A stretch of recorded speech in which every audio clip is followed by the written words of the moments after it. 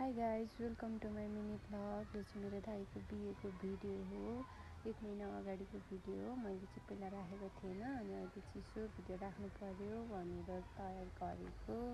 अनि उहाँ चाहिँ मेरो फुपू हुनुहुन्छ। फुपू खाना खान जाम भन्दै हुनुहुन्छ। अनि यहाँ चाहिँ दाइ र भाउजूलाई आफ्ना आफन्तहरूले फुलमालाले स्वागत गर्दै हुनुहुन्छ। टिका लगाउँदै हुनुहुन्छ।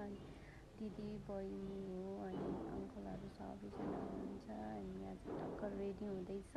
अनि यता चाहिँ फ्यामिली कार्यक्रम भइरहेको छ। दिदी चाहिँ यहाँ मान्छे हेर्दै हुनुहुन्छ। दिदी चाहिँ अनि सबै पाहुनाहरू हुनुहुन्छ। भित्र तयारी हुँदैछ। अङ्कलहरू बसेर गफ गर्दै हुनुहुन्छ। चाहिँ पाहुनाहरू हुनुहुन्छ सोल्टिनीहरू। अनि म चाहिँ फोटो भिडियो बनाउने मान्छे नै पर्यो। अनि दाइ चाहिँ ढोल नाच्नेहरूसँग आफ्नै पारामा हुनुहुन्छ। अनि मलाई हाँस उठेर भिडियो बनाइदिइहाल्यो दाइको। उहाँहरू चाहिँ पाहुना हुनुहुन्छ। बिहेमा वेलकम गर्नलाई ढोल नाच्नेहरू आउनुभएको छ। अनि उहाँहरूको बिचमा चाहिँ मेरो दाइ हुनुहुन्छ। उहाँ आफ्नै पारामा दिँदै हुनुहुन्छ। आफ्नै तालमा मिलोस् नमिलोस् मतलब छैन, तर आफ्नै पारामा ढोल नाच्दै हुनुहुन्छ। अनि सानी नानी खुट्टाले लागेछ। अनि नानीले ढोक्दै हुनुहुन्छ सरी भनेर।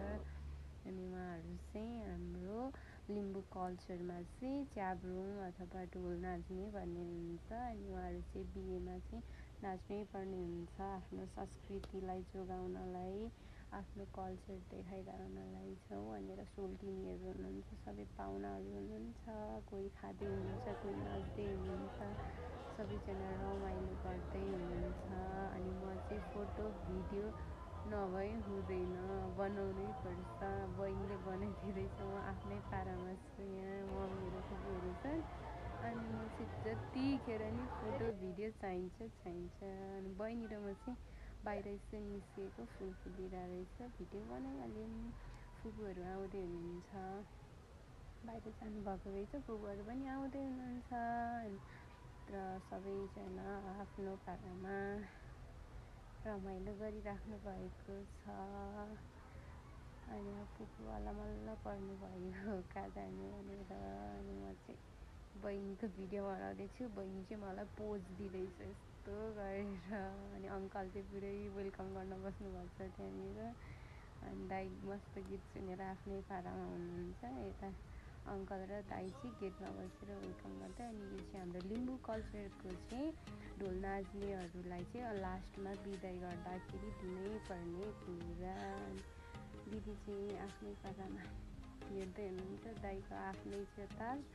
अनि यता चाहिँ मेरो पनि आफ्नै छ ताल। भिडियो बनाउँदै सबै आफ्नै तालमा छौँ हामी चाहिँ फ्यामिली हो। अनि त्यसपछि फुपू आउँदै हुनुहुन्छ। मम्मी फुपू म चाहिँ भिडियो बनाउनै पर्छ जतिखेर नि। मलाई चाहिँ खासै राम्रो त छैन, तर पनि यसो बनाइदिइहाल्नु न त भनेर नि।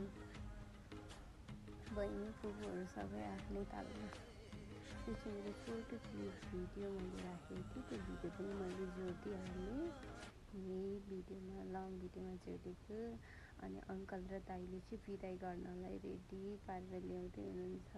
अनि यो चाहिँ हाम्रो लिम्बू कल्चरको चाहिँ एउटा नियम हो। ढोल नाच्नेहरूलाई चाहिँ लास्टमा यसरी सुँगुरको फिला अब भए रक्सी नभए चिसो सिसो केही कोक बियरहरू राखेर अनि पैसा राखेर बिदाई गर्छौँ। अनि लास्टमा हाम्रो पार्टी प्यालेसमा पार्टी सकेर आएर चाहिँ हाम्रो घरमा छुट्टै कार्यक्रम हुँदैछ। यहाँ चाहिँ दाइ र भिनाजुले राख्नुभएको कार्यक्रम हो। यो चाहिँ हामीले एउटा बाउलमा चिठा हुन्छ, त्यो चिठा तानेर आफ्नो भागमा नाच्ने गाउने जे पर्छ त्यही गर्नुपर्ने। अनि यहाँ चाहिँ दिदी र भिनाजु हुनुहुन्छ। अनि हाम्रो दिदी र भिनाजुको भागमा चाहिँ डान्स गर्ने परेको रहेछ। अनि डान्स गर्दै हुनुहुन्छ भिनाजु र दिदी चाहिँ। एकदम हाम्रो फ्यामिलीमा रमाइलो भएको थियो दाइको बिहेमा। दिदी र भिनाजु चाहिँ आफ्नै तालमा डान्स हान्दै हुनुहुन्छ। अनि हामी सबै फ्यामिली बसेर हेरिरहेछौँ। भिनाजु र दिदी एकदम रमाइलो हुनुहुन्छ। डान्स नलजाइकन डान्स त्यसै हुनुहुन्छ। दाइ र भाउजू चाहिँ लजाएर डान्स गर्न सक्नु भएन। मैले त्यो भिडियो चाहिँ बनाएको थिइनँ रहेछ। अनि दिदी र भिनाजु चाहिँ अङ्कल आन्टीहरू सबै फ्यामिलीको अगाडि पुरै डान्स गर्दै हुनुहुन्छ। अरू चाहिँ लजाएर नगरेको। तर दिदी र भिनाजुले चाहिँ नल्ल चाहिँ डान्स गर्दै हुनुहुन्छ है गाइस। यत्तिको चाहिँ हुनुपर्छ मेरो दिदी भिनाजुहरू। अनि यता दाइ चाहिँ चिठा बोकेर उभिराख्नु भएको छ। भिनाजु र दिदीको डान्स सकिन लाग्यो। एकदम हाम्रो फ्यामिलीको सबैभन्दा रिमेम्बर हुने क्षण हो यिनीहरू चाहिँ।